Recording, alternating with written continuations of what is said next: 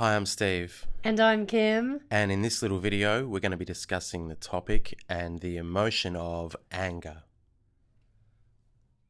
Anger can be a crutch that some people reach for every time they feel weak or vulnerable. This is because anger can work very quickly to make us feel powerful and make us feel better when we're in this situation. And because of this, anger can be quite addictive. It might make you feel guilty and ashamed afterwards, but seeing that anger can be enjoyable in the moment will help you learn to better regulate it.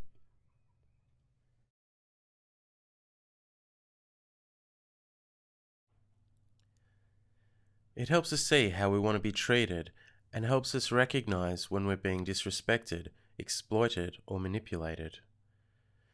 But you can't learn what your anger is trying to warn you of if you let it control you in the heat of the moment. You need to learn to recognize all of the signs in your body when you start to become angry. These may include blood rushing into your arms, your heart rate increasing, feeling like you're breaking into a sweat, and your voice starting to rise in volume.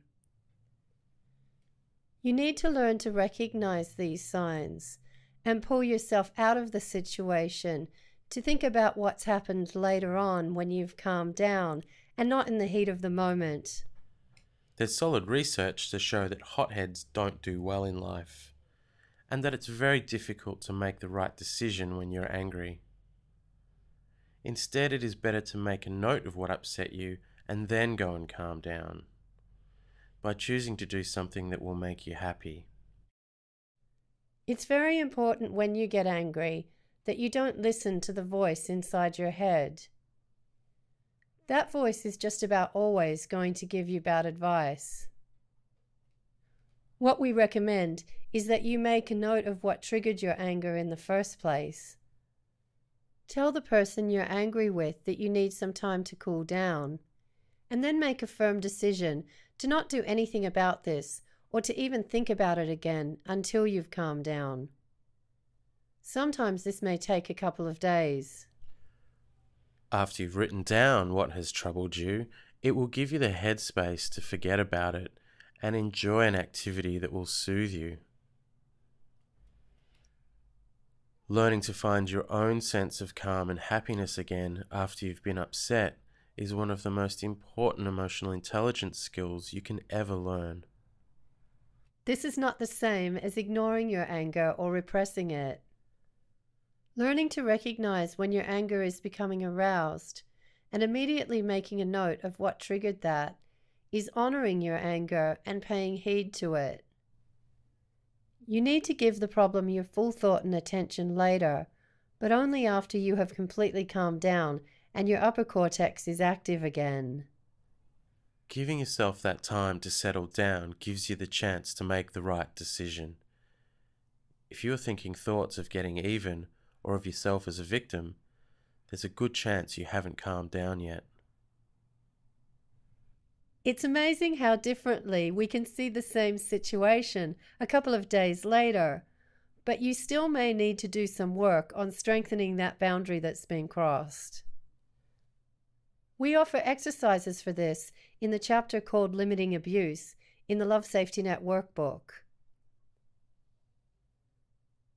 Another aspect of anger that isn't talked about enough is using anger as a tool to manipulate your partner.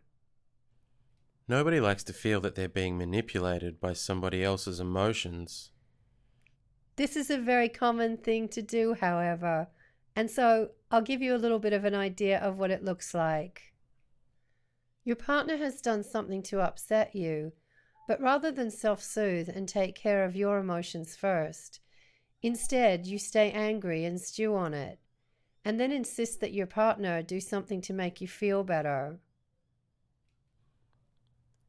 This will only breed resentment and won't bring you closer to your partner at all. Not only is this manipulation, it is ugly and it rarely works. Because anger is a terrible way to motivate someone to do what you want them to. The voice in your head may tell you that you need to stay angry and demand they make it up to you. Or else you'll become a pushover by letting them get away with what they have done. But nothing could be further from the truth. There are much better ways to ensure that people respect you than insisting someone make you feel better. You'll actually become stronger as you learn to stop letting your partner push your buttons, as you take control of your own happiness and learn to self-soothe and calm down by yourself. Learning to self-soothe will stop you being a pushover. Every time you choose to let your anger go and calm down, you'll get better at it and learn to do it more quickly next time.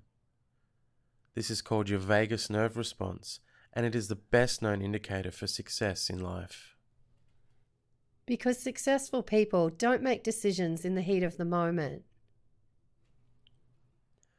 We really hope you found this video helpful, and thanks for taking part in the Love Safety Net Love Boat Cruise. To join us on our tour of the emotions, please look for the subscriber link below.